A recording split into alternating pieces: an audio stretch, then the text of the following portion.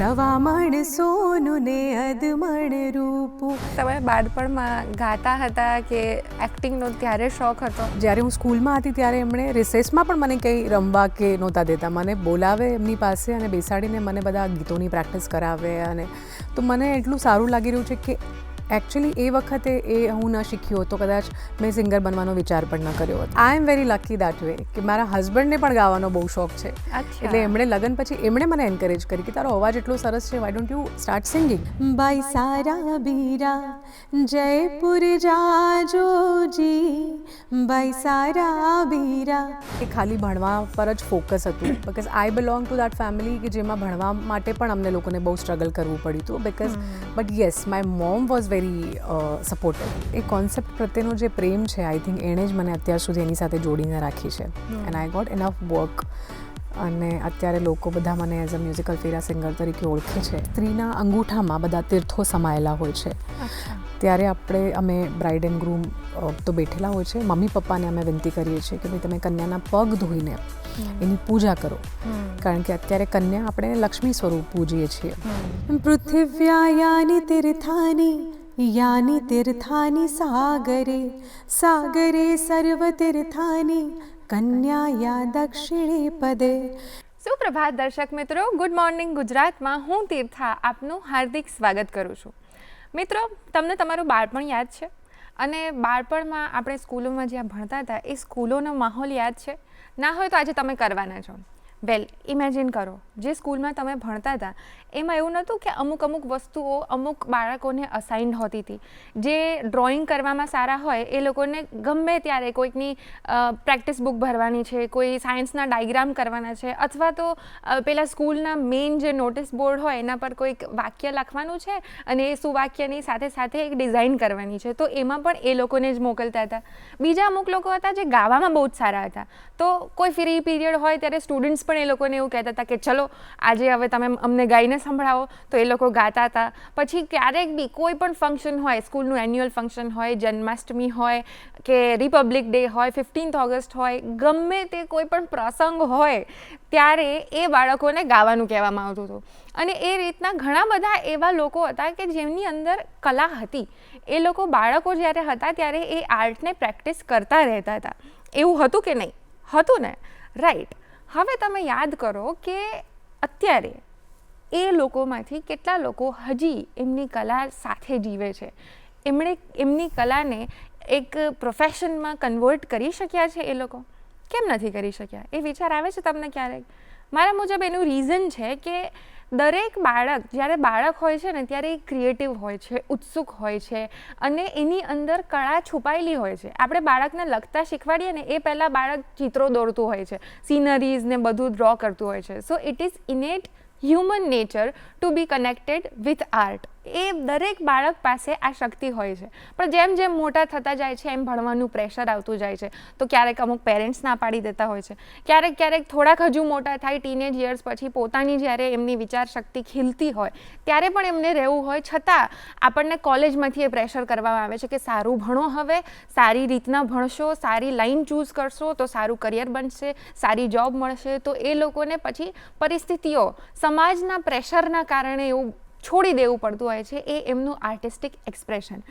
પછી માંડ અમુક જો થોડા ગણ્યા ચૂણ્યા એવા મળે લોકો કે જે એ બધાને પાર કરીને પણ છેવટે પોતાની આર્ટને પ્રેક્ટિસ કરતાં એને મઠારતા છેવટે એ એમની જાતને પણ એ પ્રૂવ કરી શકે કે હું એક આર્ટિસ્ટ છું અને એનું એક્સપ્રેશનને કન્ટિન્યુઅસલી એક્સપ્લોર કરતો રહી શકે અને એ દુનિયાની નજરોમાં પણ સક્સેસફુલ થઈ શકે. આ અત્યારે છે. તો ક્યારેક પણ કોઈ આર્ટને જે મોકો નથી મળતો બહાર આવવાનો, એ અટકી જાય છે, એના માટે ખાલી એ આર્ટિસ્ટ અથવા એનું આર્ટ જવાબદાર નથી હોતું. આપણા સમાજની સોચ એ પણ એટલી જ ઇમ્પોર્ટન્ટ હોય છે. એટલે જ ઇન્ડિયાના એક મલ્ટી ટેલેન્ટેડ જે આર્ટિસ્ટ છે ફરહાન અખ્તર, એમણે એવું કીધું છે કે creativity and passion is useless without discipline. તો એ આર્ટિસ્ટની પણ એટલી જ ફરજ બને છે કે એમનું જે આર્ટ છે એમને એ પારખે, એમને સાચવે, એને મઠારે અને આગળ જતાં એ જે પેશન્સ જોઈએ એ પેશન્સ અને ડિસિપ્લિન એમનામાં રાખે. અમુક જ કલાકારો એવા હોય છે જે લોકો આટલું બધું કર્યા પછી પણ એમના પેશનને, એમના આર્ટને એક બિઝનેસમાં કન્વર્ટ કરી શકે છે. એમાંથી એ મનીને પણ એટલું જ જનરેટ કરી શકે છે જેટલું સુખ એમને મળતું હોય છે. આજે આપણે જેમને મળવાના છે એ પણ એવા જ એક મલ્ટી ટેલેન્ટેડ આર્ટિસ્ટ છે. તેઓ એક્ટર છે, સિંગર છે, એન્કર છે, મોટિવેશનલ સ્પીકર છે. એમના ઘણા બધા ઇન્ટરેસ્ટ છે બીજા, અને કઈ બીજી એમની વસ્તુઓ છે જે એકદમ ઇન્ટ્રીગિંગ છે. એમનો જે બિઝનેસ છે એ જ સૌથી વધારે ઇન્ટ્રીગિંગ છે, કારણ કે કોઈ એ નથી કરતું. મારા મુજબ એ કોઈ ઇનોવેશન અને ઓન્ટરપ્રેન્યોરથી કમ નથી. તો ચાલો એમની સાથેની વાતચીત કરીએ અને એમનું સ્વાગત કરીએ આપણા આજના શોમાં. તો નમસ્તે મમતા સોલંકી મેમ, તમે કેમ છો આજે? એકદમ fine Tirthaben, thank you so much for this beautiful introduction of mine, અને મને અહીંયા ઇન્વાઇટ કરવા માટે થેન્ક યુ સો મચ. તમે કેમ છો? પ્લેઝર ઇઝ ઓલ આવર્સ, હું એમ કહેવાની હતી. બસ હું પણ મજામાં છું. સરસ મજાની સવાર છે, ગુડ મોર્નિંગ ગુજરાતનો શો છે. તો પહેલાં તો તમે અમને એમ કહો ખાલી કે તમારી મોર્નિંગ કેવી છે આજની? મોર્નિંગ બ્યુટિફુલ, એકદમ રિફ્રેશિંગ મોર્નિંગ છે, અને અહીંયા આવી છું તો ઓર સારું લાગી રહ્યું છે મને. તો મેં કીધું જ હમણાં જ અમારા દર્શક મિત્રોને કે તમે મલ્ટી ટેલેન્ટેડ છો. તો acting, singing, anchoring, motivational speaking, આ બધા જ કલાઓના તમે ઉપાસક છો. તો તમને આ કલાઓ સાથેનો પરિચય ક્યારે થયો? કલાઓ સાથેનો પરિચય એકચ્યુઅલી તમને સમય રહેતા જ થતો હોય છે, કારણ કે જેમ કહેવાય ને કે ધીરે ધીરે તમારા અંદરની અમુક વસ્તુઓ બહાર આવે. આપણને જ્યારે જન્મીએ ત્યારે તો આપણને નથી ખબર હોતી કે આપણે શું કરવાના છીએ જીવનમાં, પણ જેમ જેમ આપણે જીવીએ છીએ, જેમ જેમ આપણે આપણી લાઈફમાં લોકોને મળીએ છીએ, જેમ જેમ આપણે કંઈક કામ કરતા હોઈએ છીએ, એમ પછી એક વસ્તુઓ લાઈફમાં ઉમેરાતી જાય છે. તો મારી લાઈફમાં પણ એવું જ થયું છે. અચ્છા. કે એક પછી એવી વસ્તુઓ ઉમેરાતી ગઈ છે, અને આઈ ઓલવેઝ થિંક દેટ કે લાઈફ ઇઝ અ લર્નિંગ. જ્યાં સુધી જીવીએ છીએ ત્યાં સુધી કંઈક ને કંઈક શીખવું છે. બિલકુલ. અને મને પણ બાળકની જેમ દરેક વસ્તુ શીખવાની બહુ જ ઈચ્છા હોય છે હંમેશા. અને I think that is only the reason why I can say that I am a multi talented person, because I like to learn everything. અને એટલે જ કદાચ આટલું બધું શીખી શકી છું અને માણી પણ શકી રહી છું. પણ મને તો એવું લાગે છે કે તમારા બાળપણમાં જ કોઈક એવા અમુક અંશ હશે કે જેનાથી તમને એ ખ્યાલ આવ્યો હશે કે મને આ પણ ગમે છે. ભણવાનું તો બધા કરે, પણ સાથે સાથે કંઈક એવું હશે. તો શું તમે બાળપણમાં ગાતા હતા કે એક્ટિંગનો ત્યારે શોખ હતો? તમે અત્યારે જ્યારે સ્કૂલની વાતો કરીને એટલે મને એકદમ નોસ્ટાલ્જિયા થઈ ગયું. I remember all my school days, અને હું સ્કૂલમાં શું કરતી હતી. કે મને યાદ છે કે હું પ્રાર્થના ગાતી હતી, અને અમારા જે મ્યુઝિક ટીચર હતા ને એની હું ફેવરેટ સ્ટુડન્ટ હતી, કારણ કે નાનપણથી જ અવાજ બહુ સરસ હતો, ગાતી બહુ સરસ હતી. એટલે પ્રાર્થનામાં પણ, અને એમણે મતલબ મારા પર એટલું બધું, એટલે હું કહી શકું કે મેં કોઈ એવી કોઈ પ્રોફેશનલ ટ્રેનિંગ નથી લીધી, પણ યસ, જ્યારે હું સ્કૂલમાં હતી ત્યારે એમણે રિસેસમાં પણ મને કંઈ રમવા કે નહોતા દેતા. મને બોલાવે એમની પાસે અને બેસાડીને મને બધા ગીતોની પ્રેક્ટિસ કરાવે. અને તો મને એટલું સારું લાગી રહ્યું છે કે એકચ્યુઅલી એ વખતે એ હું ન શીખ્યો તો કદાચ મેં સિંગર બનવાનો વિચાર પણ ન કર્યો હતો. અને હજી એક વસ્તુ, કારણ કે ગાતી હતી સારું, સ્કૂલમાં તો ગાતી હતી, બહુ બધા અમારા સ્કૂલના જેટલા પણ કરિક્યુલર એક્ટિવિટીઝ હોય એમાં પણ પાર્ટિસિપેટ કરતી હતી. પ્લસ અમારે એરિયામાં પણ જ્યાં બધાને ખબર પડતી હતી કે આ છોકરી સારું ગાય છે, તો મને ઘરે આવીને બધા લઈ જતા હતા. કોઈ પણ ફંક્શન્સ થાય કે તમારી દીકરી બહુ સારું ગાય છે, અમે લઈ જઈએ છીએ ગાવા. તો that's how I started doing shows. તો બહુ નાની ઉંમરમાં મેં ઓલમોસ્ટ શોઝને કરવાનું સ્ટાર્ટ કર્યું. મારો સૌથી પહેલો શો અગર હું તમને કહું તો that was not a show, but હું એક ફંક્શનમાં જ ગઈ હતી. Almost I was 12 years old that time. અને એ વખતે ત્યાં નવરાત્રિનો પ્રોગ્રામ રાખેલો, અને બધા રમી રહ્યા હતા. ત્યાં બધા મલ્ટી કાસ્ટના લોકો હતા. ત્યાં એવું નહોતું કે કોઈ પર્ટિક્યુલર ગુજરાતી છે કે એવું કંઈ. અને મને જ્યારે ગીતો ગરબાને વાગવાનું સ્ટાર્ટ થયું, મ્યુઝિક વાગ્યું, તો મને બહુ ઈચ્છા થઈ ગઈ કે અરે ગુજરાતી તો કંઈક ગાવું જોઈએ અહીંયા. અને જેમની સાથે હું ગઈ હતી, જે રિલેટિવ્સ હતા મારા, એમને ખબર હતી કે આ બહુ સારું ગાય છે, એટલે એમણે મને સીધી સ્ટેજ પર ચડાવી અને પછી કે ચલો ગા તું. અને સાઉન્ડ એટલો સરસ હતો, એટલે એ વખતે તો સાઉન્ડનું એવું કંઈ નોલેજ નહીં, પણ મને ખબર છે કે જે મેં ગાયું એટલું સરસ લોકોને સંભળાયું. સો હવે મને ખબર પડે છે કે sound was very good that time. So that was a plus point કે મારો અવાજ પણ એટલો સારો બધાને સંભળાયો. અને એ પછી that was I think Bharat પેટ્રોલિયમનો એન્યુઅલ ફંક્શન હતો એ વખતે. અને after that day I think લગભગ 3 વર્ષ સુધી રેગ્યુલર એ લોકોએ મને ગાવા માટે પછી બોલાવી. So that was my first show, I can say that. અને ફર્સ્ટ ગીત જે મેં ગાયું હતું, ગાઈને સંભળાવું તમને? પ્લીઝ કહેવાની હતી હજુ. એ વખતે અચાનક, કારણ કે તમે જ્યારે કંઈક ગાવા જાઓ ને તો પહેલાં તો તમને કોઈ ગાવાનું કે એટલે યાદ જ ના આવે તમને કે કયું ગીત ગાવાનું છે. તો એ વખતે એમ જ થયું હતું અને અચાનક રેન્ડમલી મેં કંઈક ગીત ગાયું. That was this. સવામણ સોનું ને અધમણ રૂપું, સવામણ સોનું ને અધમણ રૂપું, હે બેની માના એ બેની મારા લા લા લા લા લા લા લા. મજા આવે. અને એમાં ગુજરાતી હો, ગાતા હો ને પ્લસ ગરબા ગાવાનો તમને મોકો મળે તો ખૂબ ખૂબ મજા આવે. અમને પણ તમે અત્યારે સવારમાં સૌથી પહેલા ગરબો ગાઈને સંભળાવ્યો તો ગુજરાતીઓ માટે તો ગરબા આવી જાય એટલે દે આર હેપી. કશું ના જોઈએ પછી બીજું. એ લોકોનું ટોનિક છે એકચ્યુઅલી ગરબા. રાઈટ. અને શરૂઆત જ આટલી સરસ થઈ છે, આટલી એનર્જેટિક થઈ છે તમારા સિંગિંગની, તો મને એ થાય કે સિંગિંગ સાથે પણ તમે બીજું કરતા હશો, પણ ઇવન ધેન જ્યારે ખાલી સિંગિંગ હતું ત્યારે પણ એવું બની શકે કે પેરેન્ટ્સનો કોઈક રિસ્પોન્સ એવો હોય કે ક્યાં, તો એવું કહેવાય છે અને યુઝ્યુઅલી એવું થતું હોય છે કે જે લોકોના આમ આર્ટિસ્ટિક બેકગ્રાઉન્ડ હોય છે એમના પેરેન્ટ્સનો એટલો સપોર્ટ હોય એ જરૂરી નથી. તો તમારા પેરેન્ટ્સનું આ વિષયો પર શું માનવું હતું? યસ, મતલબ મારે I belong to a very conservative family. જે અમારા ટાઈમમાં હતા, અત્યારે તો બધાને બહુ ફ્રીડમ મળે છે and I think childrens are very lucky. But અમારે એવું જ હતું કે ખાલી ભણવા પર જ ફોકસ હતું. Because I belong two that family કે જેમાં ભણવા માટે પણ અમને લોકોને બહુ સ્ટ્રગલ કરવું પડ્યું હતું. Because but yes, my mom was very supportive. એટલે એણે કીધું કે નહીં, મારી દીકરીઓ તો એને જે જોઈશે એ કરશે. તો અમે અત્યારે I think we are 4 sisters and we 4 are independent. હું કદાચ અમારા સમાજમાં બહુ સારું કરી રહી છું, અમારા આખા સમાજમાં. તો I think I can give credit to my mom only. Because એ વખતે એણે મને સપોર્ટ ન કર્યો તો આઈ ડોન્ટ થિંક કે હું અહીંયા હું આટલું બધું કરી શક્યું હોત. બટ યસ, પપ્પાનો થોડો સપોર્ટ નહોતો અને એની અસર મારા કરિયર પર પણ એ વખતે પડી હતી. બિકોઝ પપ્પા દાદી દે વર વેરી સ્ટ્રિક્ટ. તો 18 વર્ષની ઉંમરે આઈ થિંક મારે ગાવાનું છોડવું પડ્યું હતું. બિકોઝ એ લોકોએ કીધું કે નહીં હવે જે, મતલબ પહેલાં એવું હતું ને કે નહીં, જે કરવું હોય પરણીને કરજો, લગ્ન પછી કરજો. હવે મને નથી ખબર કે એવી કેટલી સ્ત્રીઓ છે જે લગ્ન પછી સાચે કંઈ જીવનમાં કરી શકે છે. But I am very lucky that way કે મારા હસબન્ડને પણ ગાવાનો બહુ શોખ છે. એટલે એમણે લગ્ન પછી એમણે મને એન્કરેજ કરી કે તારો અવાજ એટલો સરસ છે, why don't you start singing. અને મારા તો દિમાગમાં એવું કંઈ હતું જ નહીં. બિકોઝ 18 વર્ષની ઉંમરે આઈ સ્ટોપ સિંગિંગ અને પછી એ જ ભણવાનું અને સ્ટાર્ટ કર્યું. But yes, when I was 20 years old in my last year, જ્યારે મારું TY હતું, ત્યારે મને ન્યૂઝ ચેનલમાંથી ઓફર આવી હતી એઝ અ ન્યૂઝ એન્કરિંગ. અચ્છા. હા, તો હવે ન્યૂઝ એન્કર તો મેં ક્યારેય વિચાર્યું નહોતું કે હું ક્યારે ન્યૂઝ એન્કર બનીશ. કે મારો અવાજ સારો હતો, થોડું દેખાવ પણ સારો હતો અને એટલે હું તો ગઈ ઓડિશન આપવા માટે. ગુજરાતી સારું હતું કારણ કે ગુજરાતી મીડિયમમાં ભણેલી, એટલે તો મારું સિલેક્શન થઈ ગયું ત્યાં અને આઈ સ્ટાર્ટેડ એન્કરિંગ. અચ્છા. હા, સો that's how I become anchor. Okay.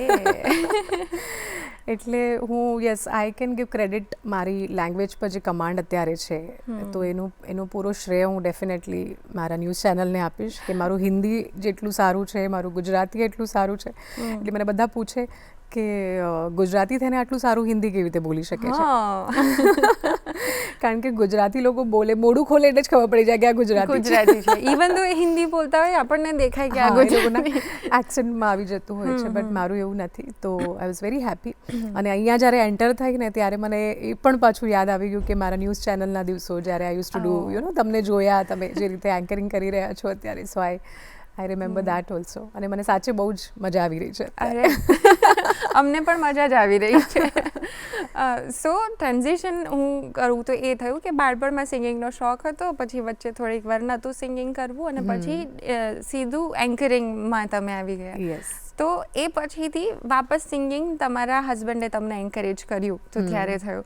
પણ આ બધાની વચ્ચે એન્કરિંગ જ્યારે તમે કરતા હશો ત્યારે વચ્ચે તમે એક્ટિંગ પણ કરી છે. તો એ એન્કરિંગમાંથી હવે એક્ટિંગમાં કેવી રીતના આવ્યા? એક્ટિંગ એટલે એ જ હતું. Actually I was having a very bad phase. મારો એક ટાઈમ એવો આવ્યો હતો where I really needed some finance અને કંઈક.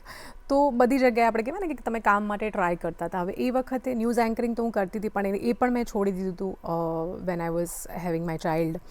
અને પછી એવું હતું કે અમારે ત્યાં મુંબઈમાં એવું છે કે ન્યૂઝ ચેનલમાં મેરિડ છોકરીઓને અલાઉ નથી કરતા.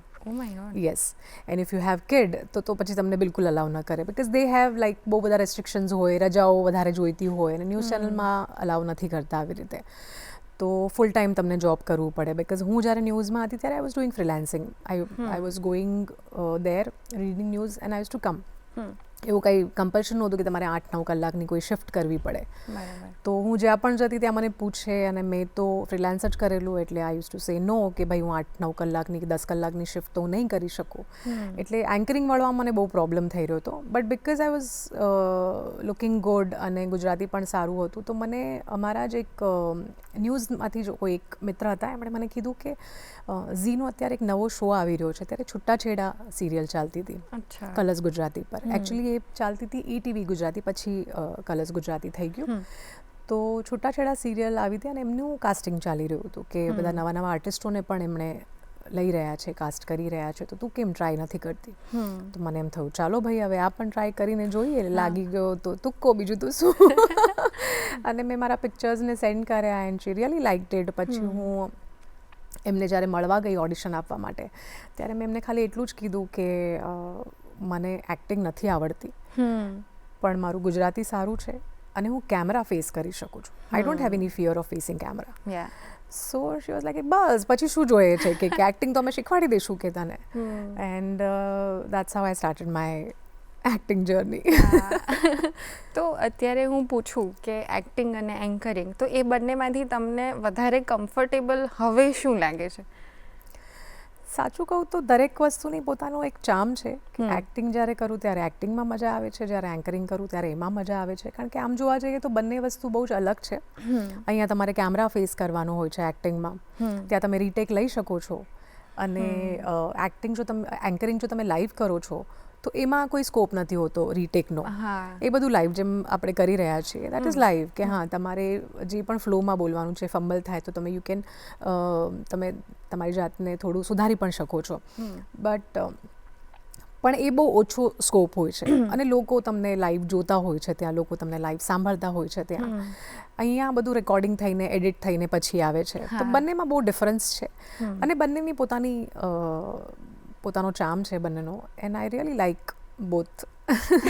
હા, પણ yes, if you ask me about singing, તો આઈ લાઈક ધી મોસ્ટ. મતલબ સિંગિંગ તો એનીવેઝ મારો ફર્સ્ટ લવ આઈ કેન સે, કે મારો પહેલો પ્રેમ છે, કે એ મને બહુ જ ગમે છે.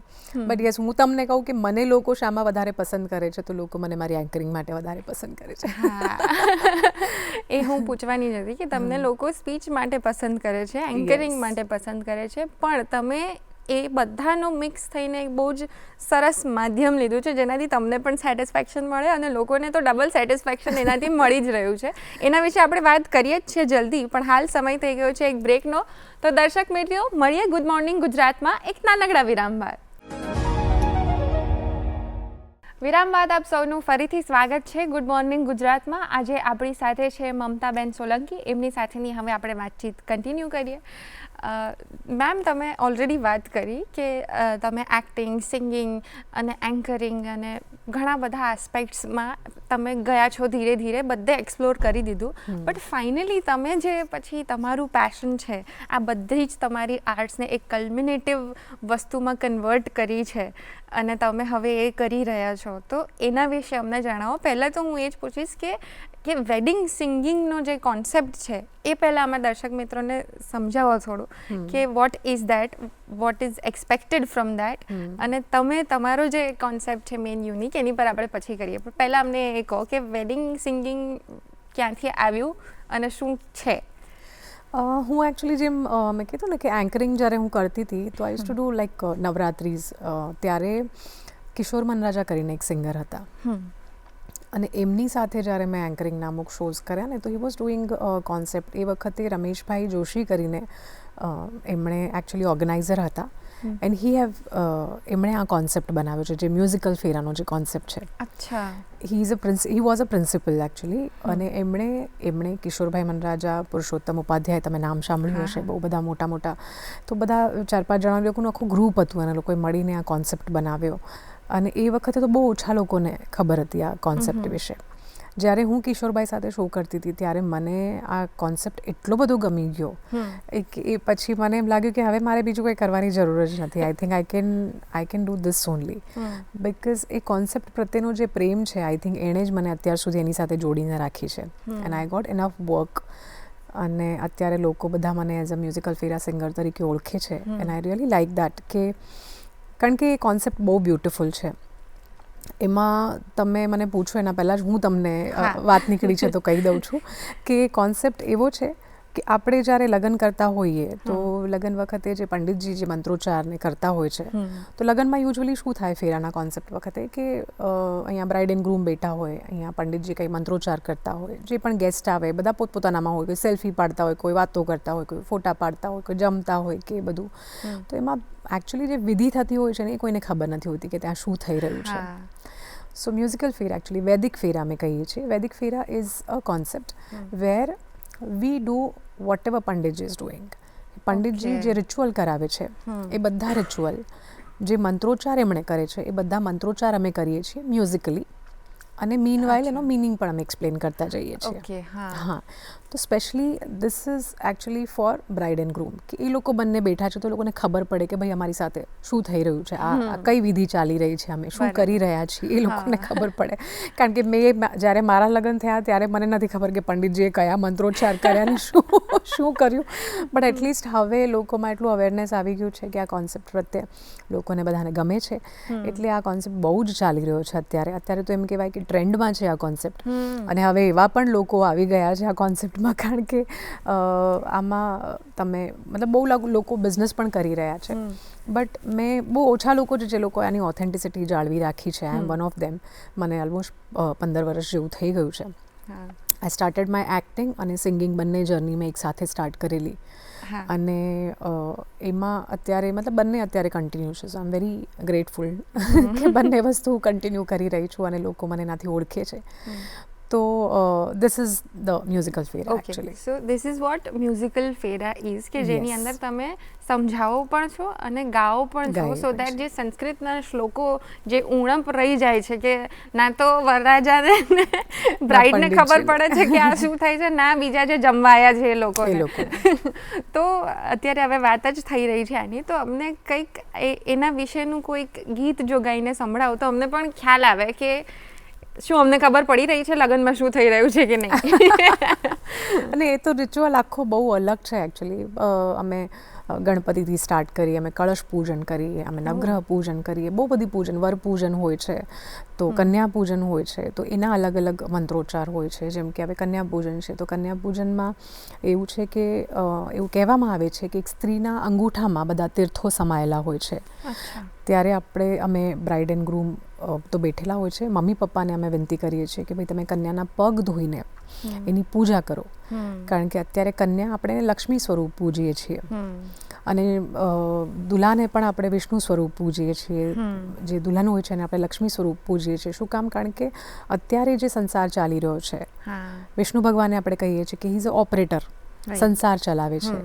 અને કારણ કે લક્ષ્મી માતાનો સાથ છે એટલે એમણે ચલાવી શકે છે. અને અત્યારે લક્ષ્મી માતા અને વિષ્ણુ ભગવાન આ બંને જ બહુ ફોર્મમાં છે. બે અત્યારે કળિયુગના દેવતા આપણે કહી શકીએ, શ્રી કૃષ્ણને કહી શકીએ આપણે. તો એ છે, એટલે જ લક્ષ્મી અને નારાયણ સ્વરૂપ બંનેને પૂજવામાં આવે છે. તો ત્યારે જ્યારે જે લક્ષ્મી મંત્ર ગવાય છે એ છે કે પૃથિવ્યા યાની તીર્થાની યાની તીર્થાની સાગરે સાગરે સર્વ તીર્થાની કન્યાયા દક્ષિણે પદે. એટલે આજે સ્ત્રીના પગ અમે ધોઈ રહ્યા છીએ, એના અંગૂઠામાં બધા જ તીર્થો સમાયેલા છીએ, અને અમે એની પૂજા કરીએ છીએ અને અમે સમર્પિત કરીએ છીએ અમારી જે પણ ભાવના છે. Okay, nice. હવે સમજી શકાય કે એ વસ્તુઓ ત્યાં આગળ થઈ રહી છે, આપણને ખબર નથી હોતી કે કેમ આ લોકોના પગ ધોવામાં આવે છે, અને એને તમે એક્સપ્લેન કરીને સાથે ગાઈને સમજાવી શકો છો. બીજું મેં એક જોયું હતું કે તમે કન્યાદાન વિશે બહુ જ સરસ બોલ્યા હતા અને એક પોઈન્ટ પર તો એવું કન્યાદાન વિશે થોડીક ચાલતી પણ હતી, આખો એક કોન્સેપ્ટ કન્યાદાન પર બહુ જ કોન્ટ્રોવર્સી થઈ છે અને કન્યાદાન એક કહેવાય ને કે કોન્સેપ્ટને આખો બહુ જ ખરાબ રીતે પ્રેઝન્ટ કરવામાં આવ્યો છે. સી કન્યાદાન જેવો કોઈ શબ્દ નથી, બિકોઝ કન્યા કોઈ ચેરિટી નથી, કોઈ વસ્તુ નથી, રાઈટ. તો એ કંઈ દાનમાં આપવાની વસ્તુ નથી. આ વસ્તુને સમજવી લોકોને બહુ જ જરૂરી છે. અને જે પેટ્રિયાર્કી ચાલી છે અત્યાર સુધી કન્યાદાનને લઈને, એવું વર્ષોથી માનવામાં આવે છે કે સ્ત્રીઓનું કન્યાદાન થઈ જાય એટલે એ લોકોનો પિતાના ઘર પર કોઈ અધિકાર નથી હોતો, કે પ્રોપર્ટી પર કે બીજી કોઈ પણ વસ્તુઓમાં એનો કોઈ અધિકાર નથી હોતો. તો આવું ક્યાંય જ લખેલું નથી, ક્યાંય જ મેન્શન નથી થયેલું. એટલે કન્યાદાન જેવો તો કોઈ શબ્દ એકચ્યુઅલી છે જ નહીં. તો શું છે? કન્યા અદાન આપણે કહી શકીએ છીએ. હા, અને એમાં પણ એવું છે કે પિતાના ગોત્રને ત્યાગીને જે આપણો પતિ છે, પતિના ગોત્રનો એ અપનાવે છે, તો એ કન્યાદાન સંકલ્પ લેવાય છે. માતા પિતા જ્યારે સંકલ્પ લે છે એ પણ ખાલી એટલા માટે કે ભાઈ હું મારી દીકરીને આપી રહ્યો છું વરના ઘરે, એટલે મારી દીકરીનો હાથ હું સોંપી રહ્યો છું. તો આમ જોવા જઈએ તો આપણે પાણીગ્રહણ સંસ્કાર એમ કહીએ છીએ, બટ પાણીગ્રહણ સંસ્કારનો મતલબ પણ વિવાહ સંસ્કાર જ થાય છે. So this is one of the એમ કહેવાય ને કે one of the part of ritual, the entire phera ritual. હા, જેમાં પિતા પોતાની દીકરીને આપે છે, વરને દીકરીનો હાથ આપે છે વરરાજાને, એનો મતલબ થાય છે. ઓકે. તો એ સમયે તમે કોઈ ગીત ગાઓ હો જે અમને સમજાવી શકો, અગર એ ગુજરાતીમાં હોય એવું કોઈ? ગુજરાતી સી જેટલા આપણા શ્લોક મંત્ર છે તો બધા સંસ્કૃતમાં છે. યસ.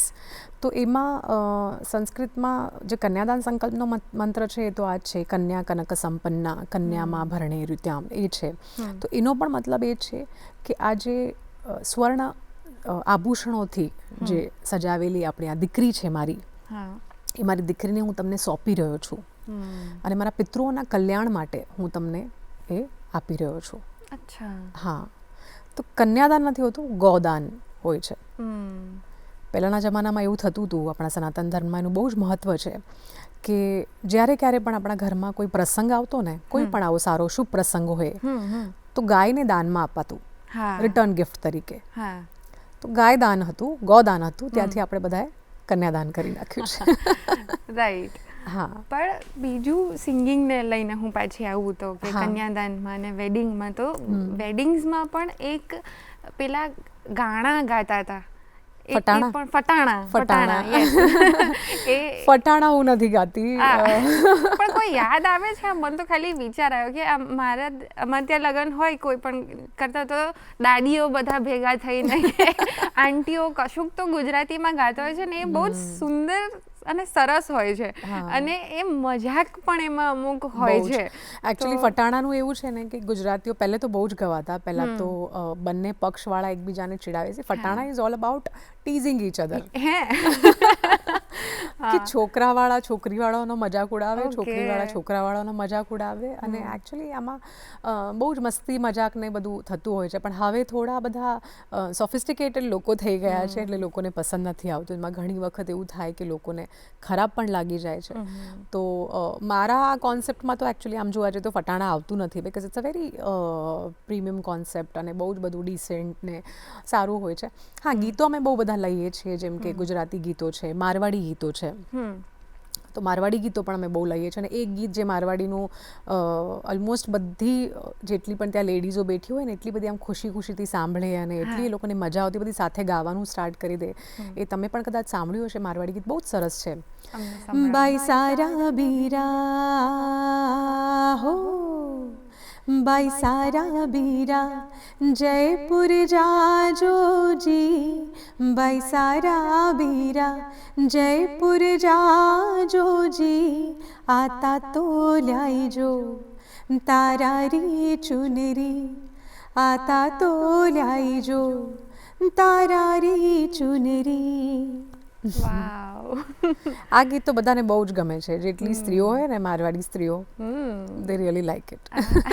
ચુંદડીની વાત છે ને કે ભાઈ ચુંદડી લઈને આવી રહ્યો છે, એના માટે એ જે ફેમિલીની એક એ મજા છે કે તમે આ એક કોન્ટ્રોવર્સિયલ સબ્જેક્ટ હોઈ શકે પણ મને અત્યારે એ ફીલ થયું હતું, હમણાં જ વિચારતી હતી કે કેટલા બધા ફંક્શન્સ આવી ગયા છે કે તમે હલ્દીમાં આ પ્રકારના કપડાં પહેરો, પછી સંગીત બધા મિક્સ થઈને આ કરશે, એમાં કમ્પલસરી બધાએ પાછું પ્રિપેર કરવાનું અને ગાવાનું.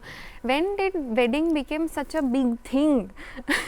મતલબ તમે તમારા ઘરના આંગણામાં પરણી શકતા હતા એક જમાનામાં. મારા દાદી અથવા નાની વાતો કરે તો કે બસ આટલું કર્યું, આટલા ને આટલા બોલાયા, આટલું કર્યું અને પરણી ઉઠ્યા. એટલી સિમ્પલ વસ્તુ હતી. એમાંથી આટલી એકદમ સોફિસ્ટિકેટેડ ક્યુરેટેડ ફેસ્ટિવલ જાણે હોય એ રીતના હવે થાય છે. પણ એનો એક ફાયદો પણ એ છે કે આવી રીતના આપણને નવા કોન્સેપ્ટ્સ પણ મળી રહ્યા છે.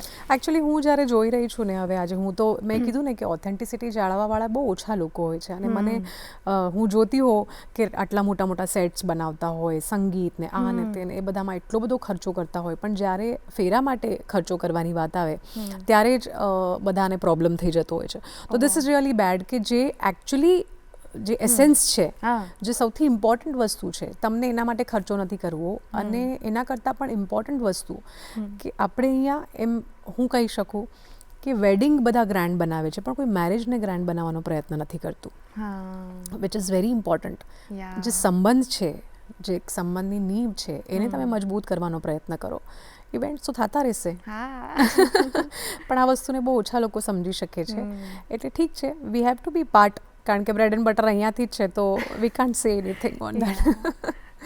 બસ એટલે જ મેં સ્ટાર્ટ કર્યું છે કે એટલીસ્ટ જે બ્રાઇડ એન્ડ ગ્રૂમ છે એ લોકોને મારા સાતો વચન બધાને બહુ જ ગમે છે અને એટલું સરસ રીતે હું બધાને એક્સપ્લેન કરું છું. અને મારો મેઇન મોટિવ આની પાછળ એક જ હોય છે કે જે બ્રાઇડ એન્ડ ગ્રૂમ બેઠા છે એ લોકોનો આ લાઈફ ટાઈમનો ઇવેન્ટ છે.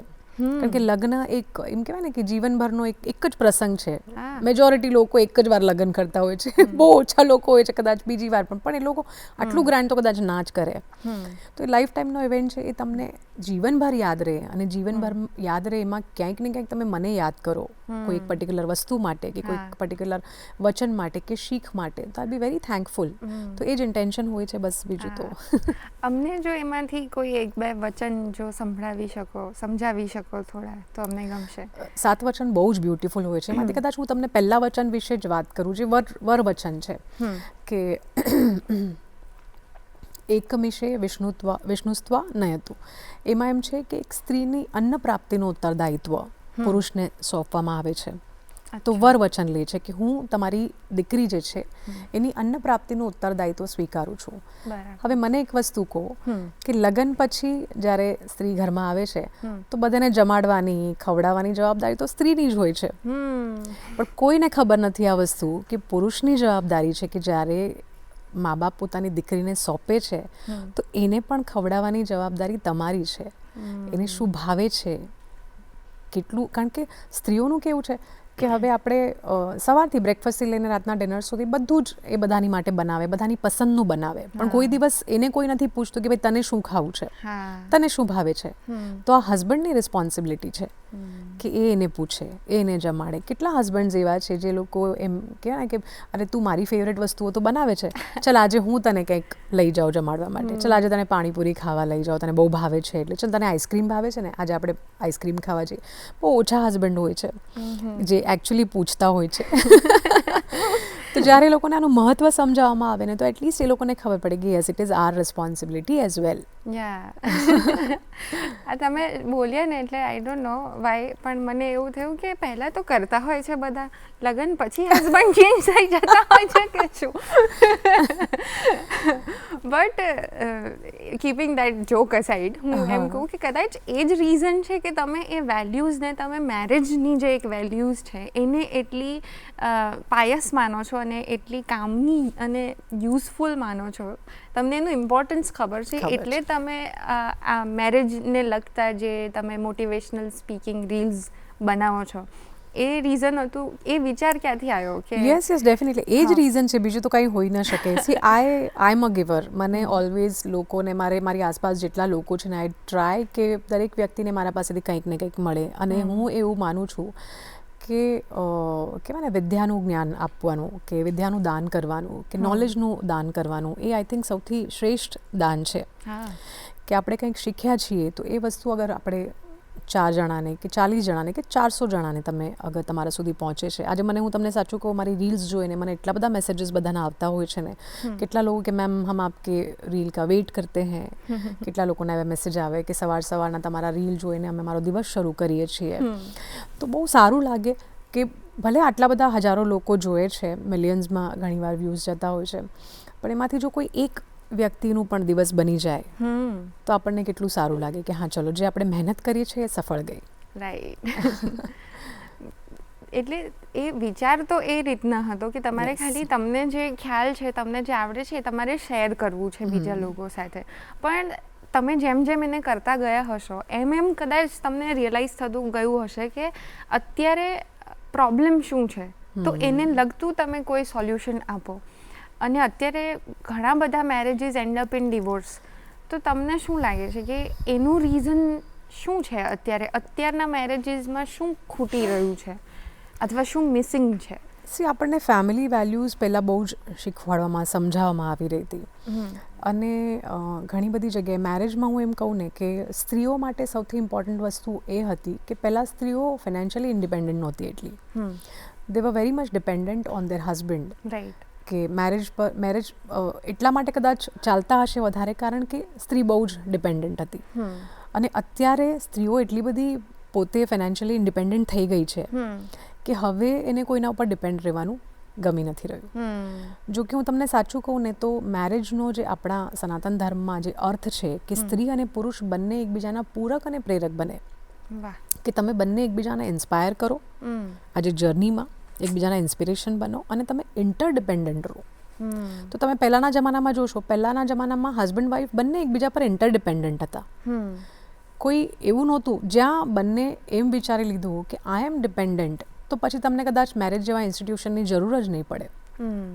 તો આ જ સૌથી મોટો રીઝન છે. અને બીજું રીઝન છે મે બી સોશિયલ મીડિયા. કારણ કે સોશિયલ મીડિયા એટલું બધું આવી ગયું છે અને લોકોને એવું લાગે છે કે અમારા પાસે બહુ બધા ઓપ્શન્સ છે. લોકોમાં પેશન્સ નથી રહ્યા હવે પહેલાં જેવા. પહેલાંના લોકોમાં પેશન્સ હતા. પહેલાં લોકો રિલેશનને મહત્ત્વ આપતા હતા. હવે કદાચ બધું જ એવું થઈ ગયું છે કે સવારનો સંબંધ કદાચ સાંજના જ પૂરો થઈ જાય છે. એવો પણ સમય આવી ગયો છે કારણ કે પેશન્સ નથી લોકોમાં. અને સૌથી ઇમ્પોર્ટન્ટ વસ્તુ હું તમને કહું કે આપણે પહેલાંના જમાનામાં એવું હતું કે એક નાનું બાળક રમતું હોય, રમકડા એને આપણે આપ્યા હોય મા બાપે, અને તૂટી જાય તો એને તમે રિપેર કરવાનું શીખવાડતા કે ભાઈ રિપેર કરીએ. કોઈ પણ વસ્તુ આપણી આસપાસ, આપણા પાસે કંઈ પણ વસ્તુ કોઈ જૂની હોય તો આપણે એને રિપેર કરીને પાછું એને યુઝ કરતા, રીયુઝ કરીએ. અત્યારના મા બાપ રિપ્લેસ કરતા શીખવાડે છે. અને એની અસર આપણા સંબંધોમાં પડે છે કે હવે આપણે રિપેર કરતા નથી શીખ્યા, હવે આપણે સીધું રિપ્લેસ કરી નાખીએ છીએ. હા, પતંગમાં પણ આપણે તો પહેલાં ફાટેલા હોય તો ગુંદર પટ્ટી ચોંટાડીને ચગાવી દેતા હતા અને હવે એ ધીરજ ખૂટી રહી છે કદાચ. તો એનું સોલ્યુશન શું? બીજું હવે તો એ જ પૂછ્યું કે સોલ્યુશન એ છે કે પેરેન્ટ્સે પોતાના બાળકોને શીખવાડવું જોઈએ. કારણ કે મેરેજ એક એવી વસ્તુ છે ને કે કોઈ એક વ્યક્તિ જીવનભર તમારો સાથ આપે છે. આજે મા બાપ પણ અમુક ટાઈમ સુધી તમારી સાથે હોય, કે બાળકો હોય તો બાળકો પણ અમુક ટાઈમ સુધી હોય, મિત્રો પણ હોય તો મિત્રોનો પણ એક અમુક ટાઈમ હોય છે. કંઈ તો 24/7 અગર તમારી સાથે કોઈ રહી શકે છે તો તમારો પાર્ટનર જ છે. અને જો એ એક વ્યક્તિની સાથે તમારો સંબંધ સારો છે તો તમારા સારા ખરાબમાં એ એન્ડ સુધી તમારી સાથે રહે છે. અને એ સમજવું અત્યારના જનરેશનને બહુ જરૂરી છે કે અત્યારે તમે યંગ છો ને બધું છે તો તમને કદાચ કોઈ વસ્તુ એટલી બધી જરૂરી નથી લાગી રહી. બટ યસ, થોડા ટાઈમ પછી તમે જોશો, આજે એ લોકો પોતાના પેરેન્ટ્સને પણ જોતા, આપણે જોઈએ છે આપણા પેરેન્ટ્સને પણ કે એક એજ પછી પણ આજે એ લોકોને એકબીજાનો જ સાથ છે. બીજા બધા તો કદાચ આવજા કરે છે, પણ એ જે સાથ છે, જે એન્ડ સુધી તમારી સાથે રહે છે, એનું મહત્ત્વ જ્યારે મા બાપ શીખવાડશે તો કદાચ થઈ શકે છે વસ્તુ સારી. બરાબર. પણ મને બંને એસ્પેક્ટ દેખાઈ રહ્યા છે. હું પૂછવાની હતી કે હાઉ કેન, એ બી એક આપણે લઈએ કે how can I my self, હું મારા વિશે એ શું કરી શકું જેનાથી મારામાં એ વેલ્યુઝ ઇન્કલ્કેટ થઈ શકે. But on the same time મને એ પણ વિચાર આવ્યો કે જો એ વિચાર આવો છે કે પ્રોબ્લેમ ઇન્ડિપેન્ડન્સ જ જોઈએ છે તો એ તો જોઈએ જ છે અત્યારની જનરેશનને. એટલે અત્યારે કોન્સેપ્ટ જ એ ચાલી રહ્યો છે કે નો મેરેજ નો કિડ્સ વાળું પણ અત્યારે ઓપ્શન છે કે they just want to be together but they don't want to tie themselves up કે એ મેરેજના બંધનમાં એમને નથી આવી જવું. તો એ બંને આમ જુદા પાસા છે. મને બંને વિશે જાણવું છે કે ઇન્ડિપેન્ડન્સ કેટલી છે અને how can someone be a better partner to anybody. એ જેને બી પ્રેમ કરતા હોય, તમે કીધું કે બહુ જ મહત્વનો ભાગ છે તમારા લાઈફનો, તો કઈ રીતના હું એક સારો પાર્ટનર બની શકું કોઈના બી માટે? એક તો સૌથી પહેલો તો તમે બહુ સરસ સવાલ મને પૂછો કે હું એક સારો પાર્ટનર કેવી રીતે બની શકું. તમે મને એમ નહીં પૂછો કે મને એક સારો પાર્ટનર કેવી રીતે મળી શકે. યુઝ્યુઅલી લોકો આ પૂછતા હોય છે. મારી પાસે તો અત્યાર સુધી જેટલા લોકો આવ્યા છે, મને કોઈ સારો પાર્ટનર કેવી રીતે મળી શકે છે, કે મારો હસબન્ડ છે કે મારી વાઈફ છે કે એક સારું કેવી રીતે બની શકે છે. એટલે આ વસ્તુ બહુ સારી છે કે આપણે પહેલાં સારા બનવાનો પ્રયત્ન કરવો જોઈએ. અને હું સાચું કહું ને કે there is no perfect partner જેવી કોઈ ડેફિનેશન નથી. કોઈ જ નથી. કોઈ એક વ્યક્તિ છે જેને તમે પ્રેમ કરો છો અને એ સંબંધને તમે જ્યારે પરફેક્ટ બનાવવાનો પ્રયત્ન કરશો ત્યારે ઓટોમેટિકલી વસ્તુઓ પરફેક્ટ થઈ જશે. અને જે ડિપેન્ડન્સીની હું વાત કરું છું ને, તો મને એક વસ્તુ કહું, આજે આપણે એક કોઈ પણ એક યંગ છોકરો છે કે યંગ છોકરી છે, એ રહે છે પોતાના પેરેન્ટ્સની સાથે, કે સિબલિંગ્સ છે સાથે, મિત્રો છે સાથે. આપણે બધા શું કરીએ છીએ કે પેરેન્ટ્સ સાથે આપણે નેગોશિએટ કરીએ છીએ સંબંધમાં. એ લોકો જેવા છે એવા આપણે એક્સેપ્ટ કરી લઈએ છીએ. આપણને ઘણીવાર પેરેન્ટ્સથી પ્રોબ્લેમ થતો હોય છે, ભાઈ બહેનથી પ્રોબ્લેમ થતો હોય છે, મિત્રોથી પ્રોબ્લેમ થતો હોય છે. તો એમાં અમે એક વર્ડ યુઝ કરીએ છીએ, નેગોશિએશન. કે સંબંધમાં નેગોશિએશન બહુ જરૂરી છે. જ્યારે તમે નેગોશિએટ કરો છો પેરેન્ટ્સ સાથે, મિત્રો સાથે, કલીગ સાથે, ભાઈ બહેન સાથે, તો પછી એ જે એક પાર્ટનર છે એની સાથે કેમ નથી કરી શકતા? ત્યાં તમને કેમ પ્રોબ્લેમ આવે છે? અને તમે એકલા પણ રહેશો તો એ તમને બધાની સાથે ફેસ તો કરવાના જ છે. જે નાના મોટા પ્રોબ્લેમ્સ રોજ રૂટીનમાં આવવાના છે, એ સેમ પ્રોબ્લેમ તમને તમારા હસબન્ડ કે વાઈફ સાથે આવશે. તો જ્યારે તમે એક્સપેક્ટેશન્સ વધારે નહીં રાખો અને તમે વિચારી લેશો કે ભાઈ આની સાથે મારે સારી રીતે રહેવાનું છે, તો તમે બહુ સારી રીતે રહી શકો છો. It's up to you. હા.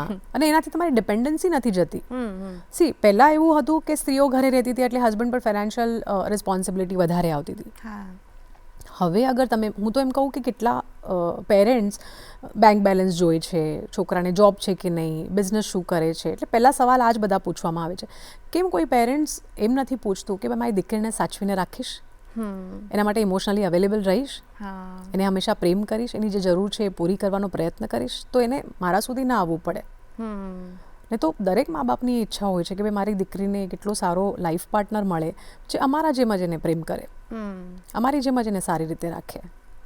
તો આપણે એકચ્યુઅલી જોવાનું જ ભૂલી ગયા છે. એટલે છોકરાઓ સારા બનવાનું તો વિચાર જ નથી કરી રહ્યા. એ લોકો ખાલી કરિયરમાં કેટલું સારું કરી શકે છે અને લોકો એનો જ વિચાર કરે છે. એ લોકો એક સારો પાર્ટનર બનવાનો નથી વિચાર કરતા. તમે જોજો ને કે જેટલા પણ પુરુષો છે એ લોકો ફાઇનાન્સમાં કે કરિયરમાં જેટલા સારા હશે, કદાચ એ લોકો એટલા સારા હસબન્ડ કે બાપ નથી બની શકતા સારા. કારણ કે એ લોકોને નાનપણથી જ ઇમોશન્સથી તો એ લોકોને ડિટેચ જ કરવામાં આવે છે. જો આપણે પહેલેથી જે રાખીએ કે છોકરીઓને ખાલી શીખવાડવામાં આવે છે ઘર ચલાવવાનું છે, હસબન્ડની રિસ્પોન્સિબિલિટી, સાસુ સસરાની રિસ્પોન્સિબિલિટી, બચ્ચાને સંભાળવાનું છે, એટલે એ સંભાળી લે છે બધાને. પણ અત્યારે આજની તારીખમાં સૌથી મોટો ઇશ્યુ જે આવી રહ્યો છે હસબન્ડ વાઈફના રિલેશનમાં, કે હસબન્ડ ઇમોશનલી અનઅવેલેબલ છે. એન્ડ રીઝન ઇઝ ધીસ કે એમને ટ્રેનિંગ જ નથી આપવામાં આવતી નાનપણથી, એટલે આ બધા પ્રોબ્લેમ્સ થાય છે.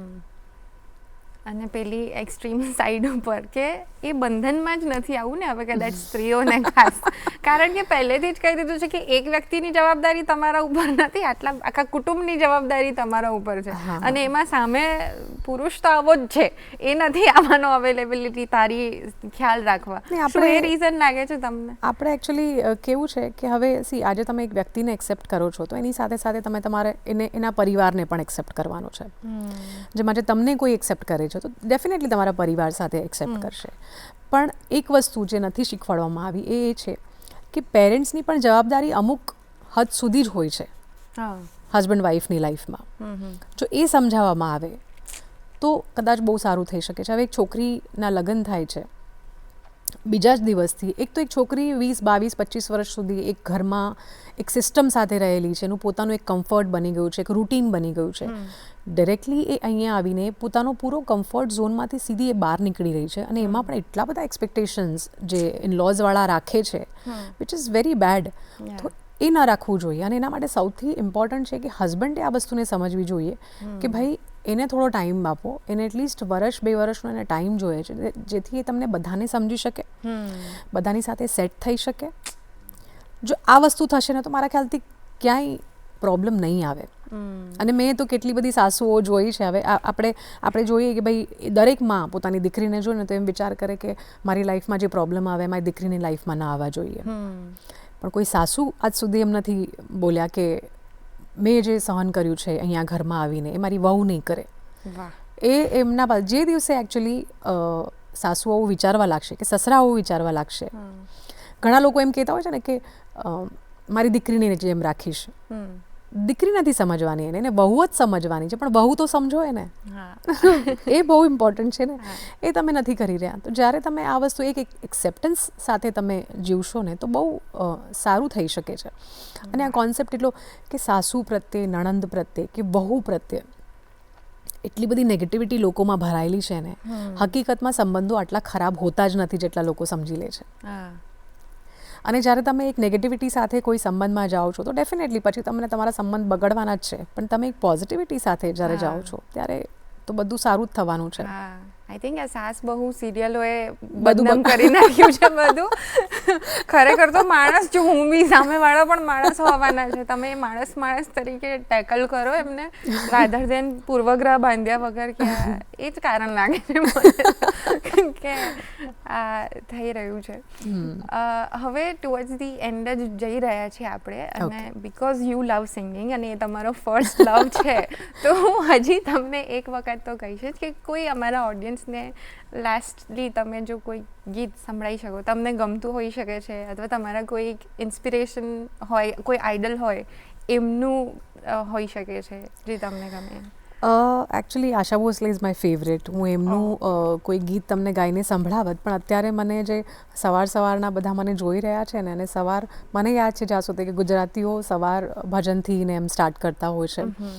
તો જેટલી મારી ઓડિયન્સ મને જોઈ રહી છે ને, હું બધાને અત્યારે, અને તમે પણ અગર ટ્રાય કરી શકતા હશો તો તમે just close your eyes, keep your hand on your heart chakra, અને તમારી લાઈફમાં થયેલી જેટલી પણ સારી વસ્તુઓ છે એને યાદ કરો અત્યારે, અને મારું આ ગીત સાંભળો. તો જેટલા પણ ઓડિયન્સ છે તમે લોકો પણ આંખ બંધ કરો, તમારો હાર્ટ ચક્રા પર રાખો, અને જેટલી લાઈફમાં સારી વસ્તુઓ થઈ છે ને પ્લીઝ એને યાદ કરો. આઈ સિંગ ધીસ સોંગ ફોર યુ.